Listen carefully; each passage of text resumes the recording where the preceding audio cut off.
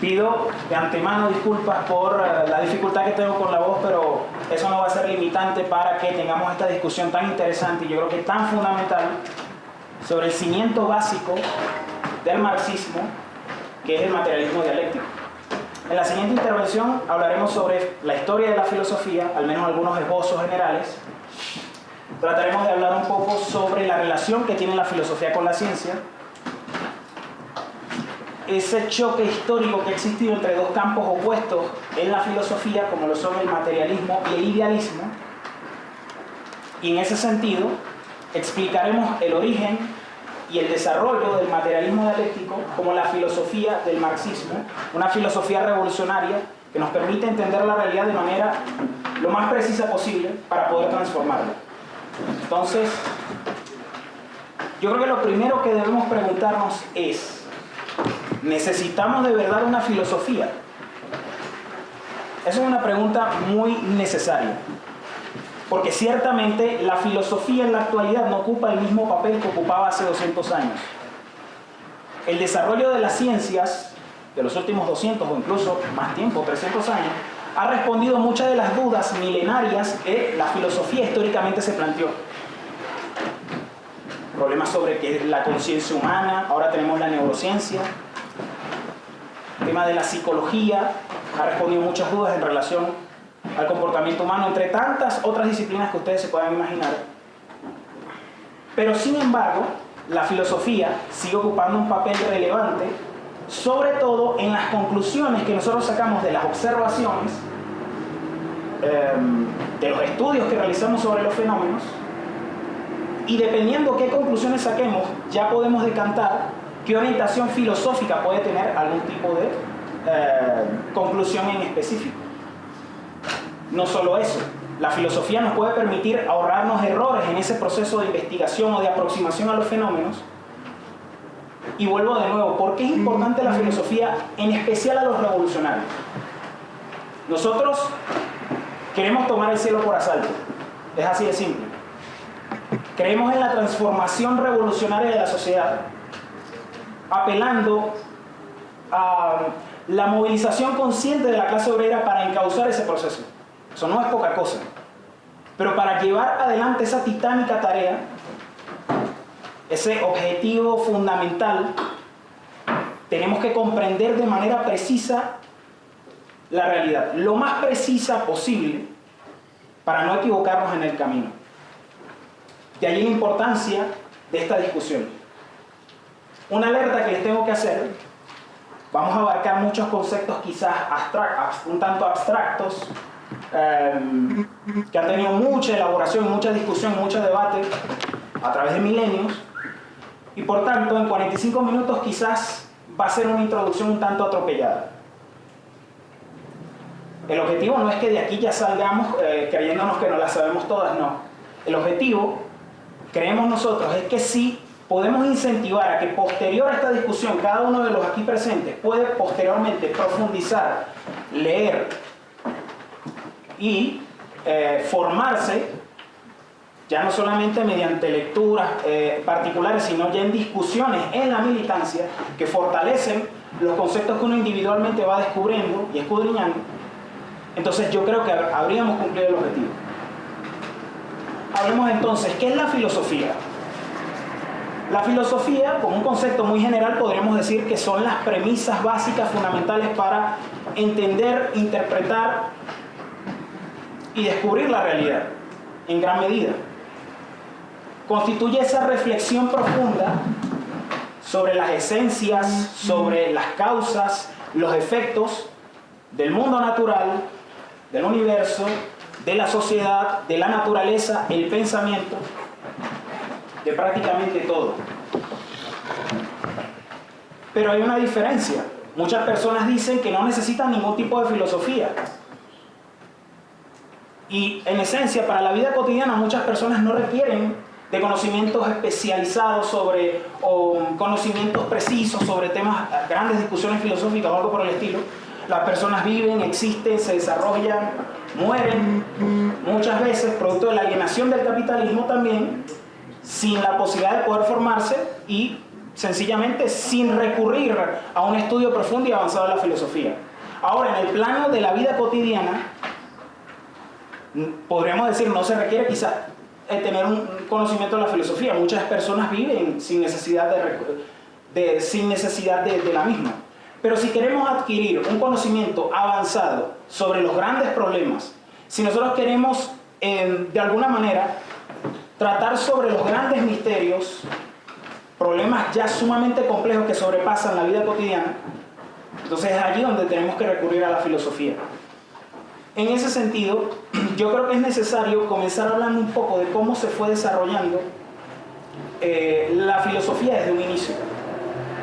Y es que, como bien conocemos, la filosofía ya fue desarrollando algunas expresiones embrionarias en varias partes del mundo con el auge de las civilizaciones, las primeras, Egipto, Babilonia, antes Sumeria, en la India, en China. Pero básicamente nosotros creemos que el nacimiento de la filosofía occidental, concretamente en Grecia, supuso un salto cualitativo y el desarrollo concreto de la filosofía en su máxima expresión, porque a diferencia de las expresiones y avances en ciertos conocimientos de cosmología y otras áreas que se estaban desarrollando en las civilizaciones que ya mencioné, la diferencia es que en Grecia ese conocimiento aproximado de la filosofía se desarrolló sin recurrir a los dioses. Se desvinculaba totalmente del mito, el mito de la creación, que persistía sobre todo en todas esas expresiones embrionarias de otras civilizaciones que mencioné, como la India, China, entre otras. Y básicamente podemos rastrear desde el inicio de la filosofía, desde su propio inicio, una lucha, una disputa entre dos campos opuestos, el idealismo y el materialismo. Hay que definirlos. El idealismo filosófico parte de la premisa de que los principios, o mejor dicho, las ideas constituyen los principios generales del conocimiento y del ser. Parte de la premisa de que la realidad que conocemos, en última instancia, es una representación mental. Al decir la realidad, entiéndase el entorno material, el entorno que nos rodea, es una representación mental y, en ese sentido, la prioridad está en las ideas por sobre la materia. El significado etimológico de idea, ese origen parte de un término griego que significaba forma. Ya saben, todos los elementos que componen nuestro entorno tienen formas, ¿no? Algunas cuadradas, algunas redondas, múltiples formas. Pero resulta que el idealismo históricamente siempre ha planteado la idea de que existe un mundo separado del mundo material, donde existen ideas perfectas, formas perfectas, y que el mundo material que nosotros percibimos, en el cual vivimos, existimos y nos desarrollamos, es un reflejo imperfecto de ese mundo ideal separado que existe más allá de nosotros. Es decir, para el idealismo, la realidad fundamentalmente se puede conocer es a través del estudio y de la abstracción profunda de ese mundo ideal, no tanto en el mundo material. Filósofos muy representativos del idealismo filosófico han sido Platón, más adelante podríamos hablar de Kant, de Hegel. Trataremos de esbozar brevemente algunos elementos de estos filósofos. Pero en última instancia, el idealismo cree que las ideas tienen una existencia separada de la materia. Por otro lado está el materialismo, que es un campo de la filosofía bastante amplio, que es el que consagra de que la materia es lo primero, de que no existe tal separación entre un mundo ideal y un mundo material, sino que todo lo que existe es material. La materia es lo primero y las ideas que nosotros desarrollamos son el producto de nuestra interacción son el producto de nuestra interacción con el mundo material reflejado y asimilado e interpretado por nuestro cerebro. Esa es la diferencia entre idealismo y materialismo, y como veremos más adelante, ha existido una lucha titánica histórica entre estas dos corrientes filosóficas que se han expresado en repetidas ocasiones, ya no solo en la filosofía, incluso hasta en el terreno de la ciencia de la actualidad, y esa lucha sigue vigente. Ahora bien, resulta que el origen de la filosofía como tal proviene del materialismo. Los primeros filósofos que comienzan a aparecer a partir del siglo VI antes de nuestra era, como se suele decir antes de Cristo, pero con lo ateo y recalcitrante que soy, me niego a hablar de antes de Cristo, pero básicamente estos pensadores como Tales de Mileto, Anaximandro, Anaxímenes, no solamente eran hombres, digamos, grandes pensadores, eran hombres prácticos en esencia.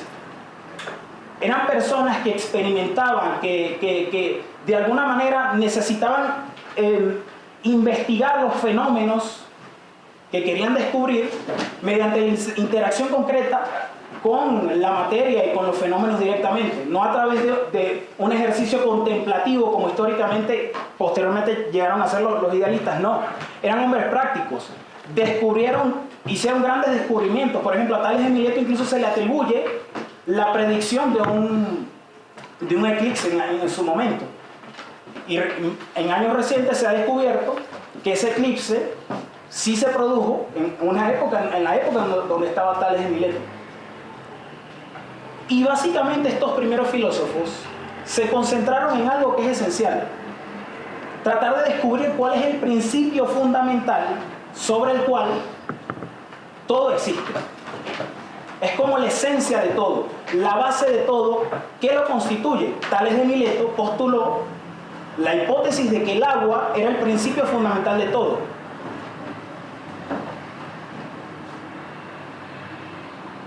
Una idea que no es tan descabellada si tomamos en cuenta la enorme dependencia de los seres vivos con el agua. De que nosotros como seres vivos en gran medida estamos compuestos de agua también, en un gran porcentaje. La superficie del planeta está compuesta en su mayoría de agua. No está tan descabellado. Posteriormente, Anaxímenes llegó a postular la idea de que era el aire, pero introdujo un concepto que fue fundamental en ese momento, el concepto de la transformación de la materia a través de algún elemento especulativo, quizás un poco ingenuo en su momento, pero hay que entender que estos hombres estaban desarrollando todas estas concepciones sin ningún conocimiento previo. Ellos lo estaban creando y básicamente sin todos los elementos tecnológicos y conocimientos que tenemos en la actualidad. Para nosotros es fácil decir que miren qué teoría es tan absurda. Tenemos que reconocer a estos titanes del pensamiento por todo lo que erigieron a partir de allí. Entonces, Anaxímenes decía, él planteaba de que toda la materia se transforma mediante procesos de condensación y rarefacción. Él decía que cuando el aire, que para él era el principio fundamental, el aire se condensa, puede transformarse en agua o en la tierra, pero que si se enrarece puede transformarse en fuego. La introducción del concepto como tal de cambio, yo creo que es esencial en ese momento, ¿no? De cómo la materia puede mutar. Anaximandro, que fue, por cierto, se especula, profesor de Anaxímenes, maestro de Anaxímenes, él planteaba, en lugar de concentrarse en una materia fundamental, él planteaba la idea de lo infinito, lo absoluto. Que lo absoluto, lo infinito, lo indeterminado es el principio fundamental de todo. Algo que puede sonar muy abstracto, pero que supuso un paso adelante, porque de alguna manera eso permitió generar una abstracción mayor y no limitarse simplemente a una materia. Si bien estos primeros filósofos de alguna manera dieron un gran impulso al pensamiento humano, el problema que presentaban era que de alguna manera todas sus especulaciones de momento solamente la podían abarcar desde el campo cualitativo, un análisis cualitativo. hacía falta una abstracción mayor, que es donde aparecen los pitagóricos posteriormente, desde el campo del idealismo, porque también el idealismo hizo avanzar en algunos tramos de la historia el pensamiento humano, solo que, claro, con algunas particularidades, ¿no? Y los pitagóricos plantearon la idea del número como esencia de toda la realidad y de todos los fenómenos, de todas las cosas. Pero claro, eso tenía su componente también un tanto místico. Ellos partían de la idea de que el cuerpo humano termina siendo también, como quien dice, la cárcel del alma que necesita liberarse. Parte un poco de las nociones idealistas, ¿no? De la separación de la idea y la materia, de cómo marcaba su impronta en este tipo de filosofía, ¿no? Pero lo importante a destacar es que estos primeros filósofos, del cual podríamos mencionar sobre todo a Heráclito, Necesario, quien planteaba que el principio fundamental era el fuego, pero sobre todo él introdujo el concepto de dialéctica mediante toda una serie de aforismos bastante interesantes. Los que de alguna manera conocen algo de filosofía siempre han escuchado que se le atribuye a Heráclito la frase de que nadie se baña dos veces en el mismo río.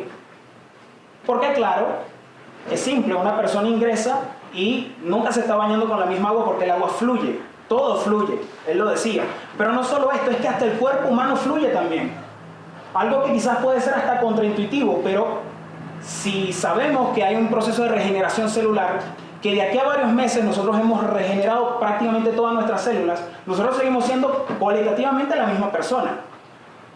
Pero en esencia se ha producido un cambio que no lo percibimos, pero que está, todo fluye. Entonces, ese concepto de desarrollo, de cambio, de movimiento como característica esencial de los fenómenos, es importantísimo. Y no solamente eso, Heráclito planteaba la lucha de contrarios, es decir, el concepto de contradicción, de que la realidad está constituida por contradicciones. Y que de hecho el movimiento, el cambio y el desarrollo opera a base de contradicciones, de luchas de opuestos. Ahora bien, la filosofía posteriormente siguió desarrollándose, de la mano de filósofos como Sócrates. Ya no solamente se enfocaba a estudiar el mundo natural, el universo, la naturaleza, sino que ahora tenía que plantear el tema de la humanidad, el tema del comportamiento humano en sociedad. Abrió el espectro de la filosofía y Sócrates planteó una idea que es fundamental y que va a ser fundamental sobre todo en las filosofías posteriores, sobre todo del Renacimiento para acá. Él decía de que existen, que el conocimiento, las ideas ya son innatas a la persona, que solamente hace falta, mediante un método de interrogación audaz, sacar a las personas las verdades que ya están intrínsecamente dentro de ellas. Es una posición, sí, idealista, pero que de alguna manera marcaba también cierto desarrollo en el pensamiento. Luego, girando hacia Platón, que planteaba posiciones ya más idealistas en su esencia más pura. Podríamos decir que Platón fue el que sintetizó el idealismo en su concepto más general. Esta definición que di anteriormente de un mundo ideal que existe de manera independiente al mundo material, y que el mundo material es un reflejo de ese mundo ideal que es el que tenemos que priorizar, conocer según Platón, fue el que la desarrolló. Aristóteles rompió con esa posición, planteando avances más hacia el materialismo, pero ojo, ya va, algo que no quiero dejar pasar. No es casual que Platón desarrollara estas posiciones, porque no podemos abarcar el estudio de la filosofía como en abstracto y de manera separada del desarrollo de la historia.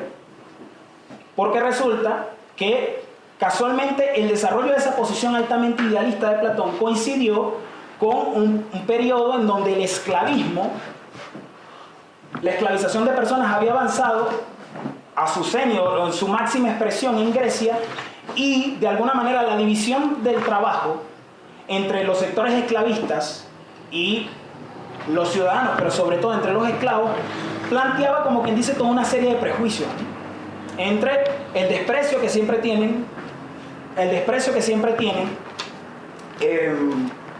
sobre todo los que se ocupan del trabajo intelectual en relación a los que se ocupan del trabajo material, del trabajo físico. De hecho, tenemos que decir esto: el esclavismo como tal, nosotros conocemos o hemos de alguna manera leído de los horrores del esclavismo, de lo que pasaba a un esclavo que era considerado simplemente un instrumento con voz, sin ningún tipo de derecho. Pero desde un punto de vista histórico tenemos que decir que el esclavismo jugó un papel progresista en el sentido de que permitió liberar a una capa de la población, a los sectores sobre todo, a las castas en este caso, o a la clase dominante ya completamente constituida, la clase esclavista, de la necesidad de trabajar. Y al no tener necesidad de trabajar se podía ocupar a desarrollar el pensamiento, a desarrollar las matemáticas y las ciencias como en efecto se desarrolló. Pero Aristóteles rompe con esa posición, planteando una posición que supuso un avance en el materialismo, de que la materia es real y todo lo que existe es material, de que no existe tal separación entre idea y materia. Y de alguna manera eso fue un punto de ruptura, ¿no? Al punto de que más allá de que Aristóteles fuese discípulo de Platón, se separó totalmente de ese tipo de filosofía. Al punto de que Platón, por estar enfocado más en la materia, fue pionero en múltiples descubrimientos en toda una serie de áreas y de disciplinas científicas que ustedes le pueden investigar. Muchos de los conocimientos que tenemos, sobre todo en biología, en zoología, en muchas disciplinas, las generó Aristóteles mediante el proceso de experimentación. Porque algo que tenemos que entender y no se me puede quedar en la explicación: el materialismo está directamente ligado al desarrollo de la ciencia porque está enfocado en la materia, en el estudio, en la comprensión de la naturaleza, del universo, de la sociedad. Mientras los idealistas, que no podemos negar que en ocasiones generaron avances en el pensamiento, están enfocados en ese mundo ideal separado y totalmente divorciado de la realidad concreta que todos vivimos. Eso es bien importante. Ahora bien, fíjense que los pensadores griegos, ya para cerrar con el punto de Grecia, que es fundamental, los pensadores griegos al final, todos estos grandes filósofos sentaron las bases para todo el desarrollo científico que hubo en Grecia en el periodo alejandrino sobre todo. Un pensador como Eratóstenes llegó a calcular la circunferencia de la Tierra, sin contar con ningún elemento tecnológico de gran avanzada, simplemente viendo las sombras que se desplazaban de Alejandría a otra ciudad. Y fíjense que la corroboración de la medición y de la circunferencia de la Tierra actual difiere de la medición inicial de Eratóstenes solamente en un 2%. Eratóstenes se equivocó, no, mentira, en un 0,02%. Imagínense ustedes ese logro. En la misma Grecia se llegó a construir en algún momento una máquina de vapor, una máquina que fácilmente podemos reconocer en periodos de la revolución industrial el uso que tuvo, pero en el periodo esclavista no era necesario construirla, pero ya era un avance científico importante. Pensadores como Anaxágoras llegaron incluso a plantear la idea de que la emancipación mental del hombre depende de la emancipación de las manos, es decir, del hecho de que el hombre adopte una postura erguida y tenga las manos libres para poder trabajar, y sobre esa base tiene los estímulos para desarrollar el cerebro, que es la teoría, una de las teorías socialmente aceptadas en la actualidad por parte de la paleontología, y que Federico Engels fue, a través de su texto el papel del trabajo en la transformación del mono en hombre, quien la desarrolló de manera prolífica, quien la planteó de manera prolífica básicamente, para aquellos que dicen que el marxismo está totalmente al margen del desarrollo de la ciencia. Pero lo cierto es que cuando el esclavismo colapsa, la discusión sobre el materialismo histórico va a avanzar sobre ese punto. Básicamente buena parte del conocimiento y los progresos que se alcanzaron en Grecia quedaron enterrados por mucho tiempo. Con la caída del Imperio Romano y posterior ascenso del feudalismo como nuevo sistema social, la Iglesia fue la que fungió como el policía espiritual de la sociedad, sirviendo siempre a los intereses de los grandes terratenientes, de los señores feudales. Y en ese sentido la filosofía tuvo un retroceso, porque se convirtió en sierva, yo le digo así, sirvienta de la teología, estuvo al servicio de la teología. Y un salto tremendo al idealismo sobre la base de, incluso hay que decirlo, muchas tergiversaciones de los planteamientos de Platón, que ya de por sí eran bastante distanciados de la realidad, pero que la Iglesia los terminó de distorsionar con esto que se conoce como el neoplatonismo. Pero al final, en el Renacimiento, luego de un milenio, donde el conocimiento humano avanzó poco, producto de la Iglesia, producto de una revolución científica que fue encabezada sobre todo por Nicolás Copérnico, que desafió la teoría geocéntrica planteando la teoría heliocéntrica, en donde al final la Tierra y los demás planetas giran alrededor del Sol y no que el universo gira alrededor de la Tierra como lo planteaba la Iglesia Católica.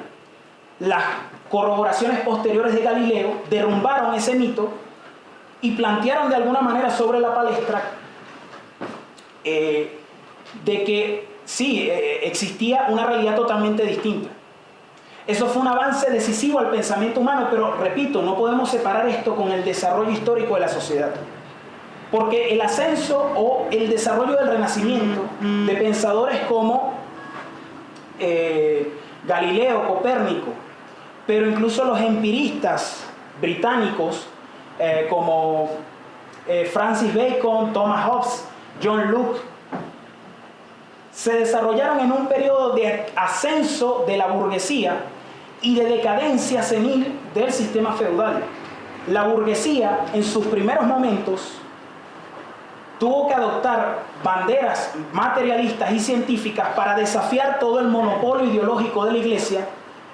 Eso fue un proceso inconsciente, hay que decirlo, pero un proceso en el cual derivó posteriormente en múltiples revoluciones burguesas. Mientras se estaba dando la revolución científica planteada por Copérnico y Galileo, al mismo tiempo se estaban desarrollando revueltas campesinas en Alemania.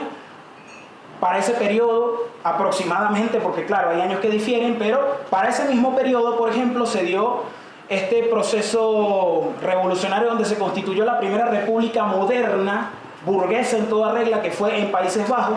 Luego se dio la experiencia de la Revolución Inglesa, y todo eso concluyó con la Revolución Francesa ya en 1789. O sea, fue un periodo de revolución, y todo este auge intelectual era una expresión del auge de la burguesía como clase progresista, porque en ese momento jugaba un papel progresista. Surge el problema, ya mencioné el caso de los empiristas, Hobbes, Locke,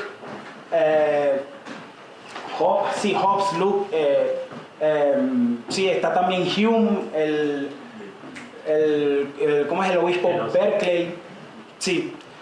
Ellos de alguna manera partían de la premisa de que el conocimiento se obtiene mediante la experimentación o mediante la interacción directa con los fenómenos a través de los sentidos. Así se obtiene el conocimiento. El problema es que se limitaron simplemente, quizás como aversión a toda la elucubración idealista del periodo del periodo de la Edad Media, con la escolástica y todo este tipo de debates absurdos que muchas veces se daban. Como aversión a eso, desarrollaron todo tipo de aversión a grandes razonamientos. Por eso se quedaban solamente con una visión muy estrecha, que solo a través de los sentidos obtenemos el conocimiento. Y eso se resume en una frase de Isaac Newton, que estaba influenciado por toda esa corriente de pensamiento del empirismo, donde él decía: yo no hago hipótesis. Resulta que fue de la mano del idealismo donde se fue desarrollando el factor activo irracional, porque de alguna manera ese materialismo empirista, que estaba totalmente limitado, fue colapsando y entró en bancarrota, porque no solamente conocemos, y esto ya incluso Aristóteles ya lo tenía claro, no solamente conocemos las cosas a través de nuestros sentidos, eso fue un punto de vista correcto, pero a través de la interacción con la materia también nosotros tenemos que razonar y tenemos que de alguna manera deducir otros fenómenos que no están directamente dentro de la materia, es decir, el cerebro juega un papel. Y es por eso que los pensadores racionalistas como Descartes, como Spinoza, como Leibniz en Alemania, sellaron ese camino que derivó en Kant y posteriormente en Hegel. Kant, de alguna manera, el gran aporte de Kant es que él revisó y estudió y criticó exhaustivamente todas las proposiciones básicas que había tenido la filosofía a lo largo de toda la historia. El problema es que no las pudo resolver, todas las contradicciones que él encontró. Y llegó a la conclusión de que básicamente el conocimiento real no se puede alcanzar. Podemos asegurar que tenemos sensaciones. Podemos asegurar que de alguna manera percibimos eso con nuestros sentidos, pero no podemos asegurar que la cosa es en sí de esa manera. Eso se conoce como idealismo subjetivo. La creencia de que al final nosotros lo que tenemos son solo sensaciones. Más allá de eso no podemos asegurar nada.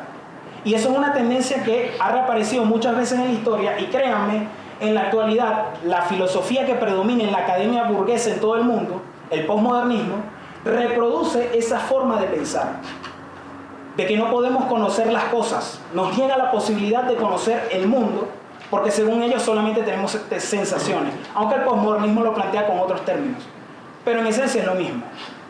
Entonces, le correspondió a Hegel, de alguna manera, que era idealista también, pero era un idealista objetivo, es decir, él reconocía que la materia existe y de alguna manera, la materia y la realidad existe de manera independiente a nuestras percepciones. Desarrolló una filosofía bastante avanzada que restituyó, el principal mérito, restituyó la dialéctica de Heráclito, pero la restituyó con todo el avance de la filosofía previa. Eso fue un mérito enorme. Incluso Hegel se propuso una tarea titánica, que es de sintetizar toda la historia de la filosofía en la suya. Él comprendía que la realidad, y ahí es donde viene su limitación idealista, de que la realidad y el pensamiento humano, todas las creaciones humanas, el arte y la religión, se van moviendo como reflejo del movimiento de la idea absoluta, que él así la planteaba, pero que en última instancia, él lamentablemente, como bien descubrieron Marx y Engels, para muchas veces hacer que la realidad encajara en ese concepto de idea absoluta, se vio obligado a imponer a la realidad y a sus estudios muchas veces algunas conclusiones bastante arbitrarias e incorrectas. Pero tampoco podemos desestimar que gracias a Hegel la dialéctica tomó, digamos, una concreción bastante desarrollada y bastante profunda. ¿Qué es la dialéctica?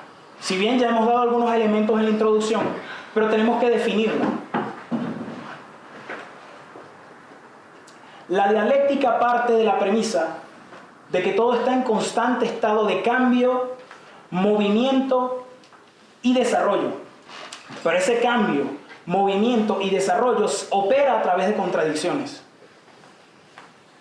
Es una forma de pensamiento mucho más avanzada que el conjunto de la filosofía, porque ve, digamos, la característica general de cómo opera la realidad. Ya yo daba un ejemplo, ¿no? Muchas veces pensamos, no, es que las cosas son estáticas, porque también la filosofía a lo largo de mucho tiempo desarrolló la idea de el pensamiento metafísico con el cual nos criamos, y también la limitación de nuestros sentidos para percibir las cosas. Por ejemplo, yo puedo decir que esa pared está estática, ¿y quién lo puede discutir? No hay forma de que vemos de que se esté moviendo o algo por el estilo. O sea, está estática y así la vemos. Pero si ubicamos un aparato que nos permita ver a nivel molecular lo que está pasando en esa pared, vemos que ahí se están produciendo cambios. Hay moléculas que se están moviendo, hay partículas en los átomos, hay partículas subatómicas que están moviendo y están cambiando de posición permanentemente. Eso es una visión dinámica bastante profunda que nos permite entender la realidad de manera profunda. El problema es que con Hegel la dialéctica estuvo castrada por su carácter idealista. Se negó de alguna manera a avanzar hacia una comprensión real desde el estudio de la materia como primacía. Y ese fue el gran mérito de Carlos Marx. Marx y Engels vieron que en Hegel la filosofía o la dialéctica estaba como que puesta de cabeza. A ellos les correspondió invertirla y ponerla sobre serias bases materialistas, que es lo que nos permite comprender de manera exhaustiva el mundo, pero con una perspectiva netamente científica. Netamente científica. Entonces, en función de esto, yo creo que es necesario que hablemos un poco de ciertas leyes de la dialéctica, para quizás no quedar simplemente en una discusión en abstracto, sino que con ciertos ejemplos vayamos quizás fortaleciendo el concepto lógico. Hay una ley básica de la dialéctica que se conoce como la transformación de cantidad en calidad. ¿Cuánto tiempo queda? Te quedan 10 minutos. Ok. La ley de la transformación de la cantidad en calidad es una ley que tiene muchas aplicaciones a nivel científico, pero incluso a nivel práctico. Cuando ustedes ponen a hervir un agua, para, qué sé yo, un agua panela, que aquí entiendo que en Colombia la consumen mucho, ustedes van a notar que en un principio, cuando ustedes coloquen el caldero, empiecen a que el fuego haga su trabajo, ustedes van a notar que en un principio no pasa nada, se está calentando, está aumentando de temperatura, pero no estamos viendo cambios de buenas a primeras simplemente por la acción del fuego o del calor en sí, ¿no? Pero y allí se va acumulando ciertos cambios de calidad, es decir, ese aumento de temperatura allí simbolizaría esos cambios de calidad, de cantidad, mejor dicho, cambios de cantidad. Pero en la acumulación de esos cambios de cantidad, tarde o temprano, van a dar un salto cualitativo que se va a expresar en un cambio de calidad. ¿Cuándo se da ese cambio de calidad? Cuando básicamente ya se alcanza una temperatura, por ejemplo, a condiciones de presión atmosférica normal a 100 grados y a nivel del mar a 100 grados ya el agua hierve. Justo cuando se alcanzan los 100 grados se da el punto en donde las moléculas de agua se separan, es decir, los átomos de hidrógeno se separan de los átomos de oxígeno, y es allí donde vemos ese proceso de evaporación. Ahí se alcanzó un salto de calidad. Pero es que incluso en la ciencia hay muchas aplicaciones de esto. Por ejemplo, todos recordamos la teoría de la evolución planteada por Darwin a través de la selección natural. Pero resulta que un avance científico trascendental que de alguna manera permitió corregir todavía algunos defectos que tenía la teoría de la evolución, porque la teoría de la evolución partía de la creencia de que la evolución se da mediante un proceso gradual, simplemente gradual. Pero resulta que la evidencia fósil no demostraba de que esos cambios, esos procesos de desarrollo evolutivo solamente se daban mediante un proceso gradual, o sea, algo faltaba.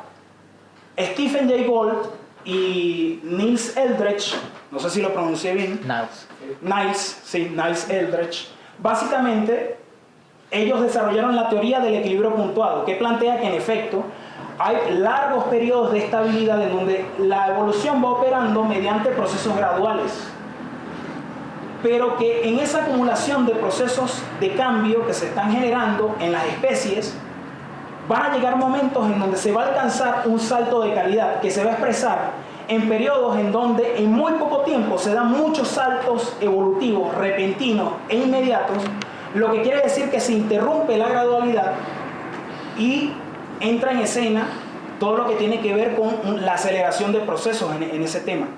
Y la evidencia fósil de alguna manera así lo corrobora. Podemos encontrar largos periodos donde especies vivieron por muchos millones de años y luego de repente, a partir de cierto periodo, esas especies desaparecen y emergen otras de un momento a otro y de un momento repentino. Por ejemplo, la explosión cámbrica, podríamos hablar de ese caso. Podría ser un ejemplo de ese salto de calidad. Ahora, eso es un ejemplo científico. Yo creo que ustedes lo ubiquen como un ejercicio mental, ubiquen la aplicación de esa ley en muchos aspectos, tanto en la vida cotidiana, pero en aspectos más profundos. Vamos con un ejemplo social de lo que nos interesa. Cuando, por ejemplo, un gobierno burgués comienza a aplicar políticas de austeridad,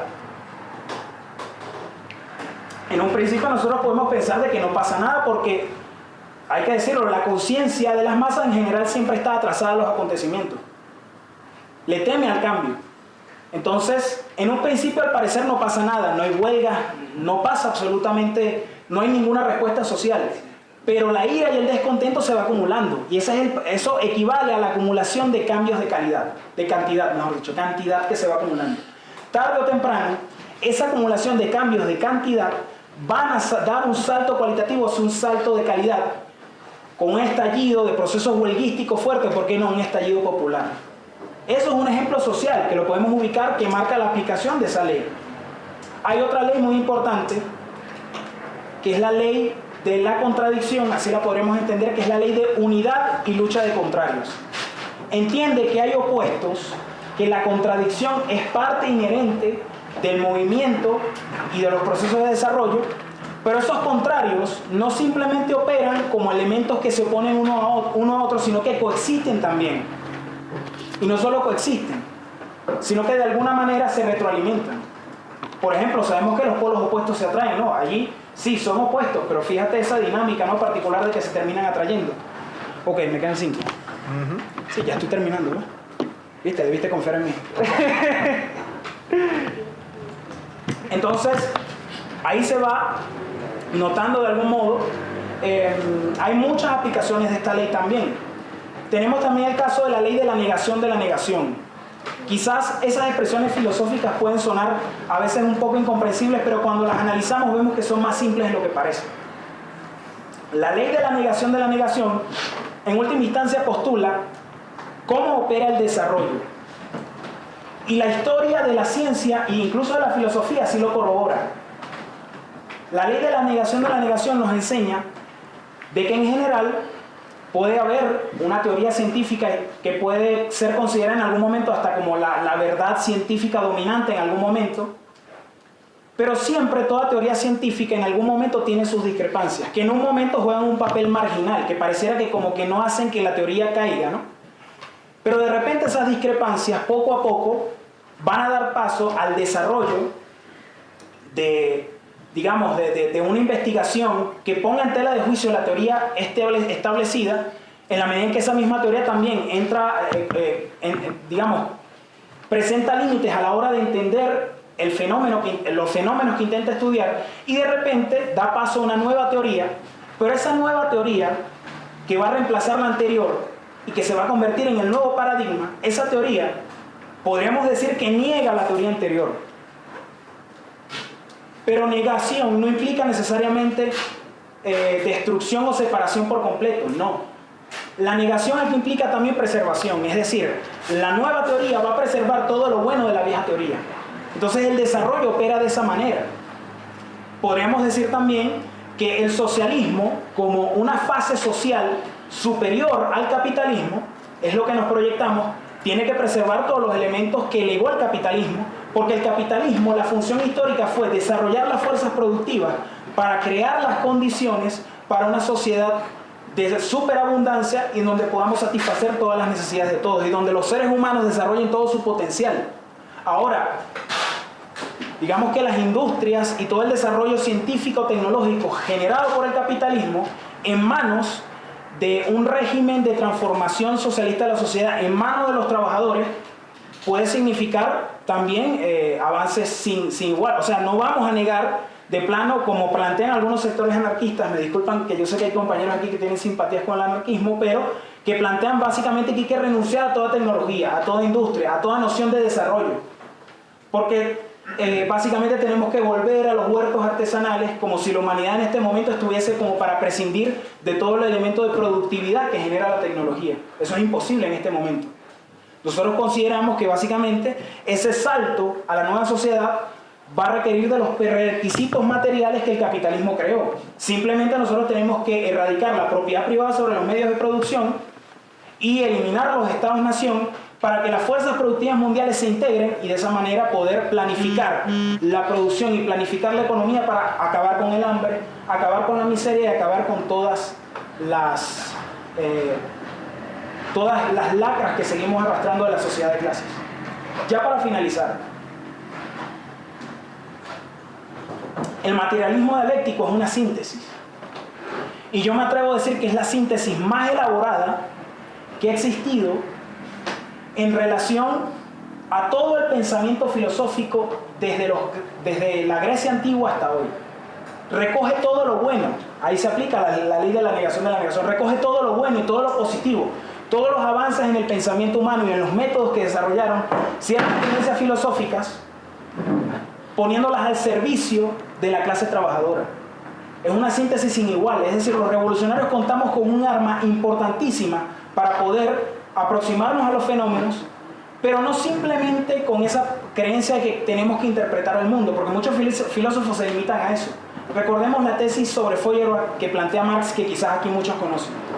No se trata de simplemente comprender el mundo, se trata de transformarlo. Y es ese el objetivo que tenemos como revolucionarios, de apoderarnos de esta gran herramienta, de este método importantísimo que nos puede ayudar en ese sentido.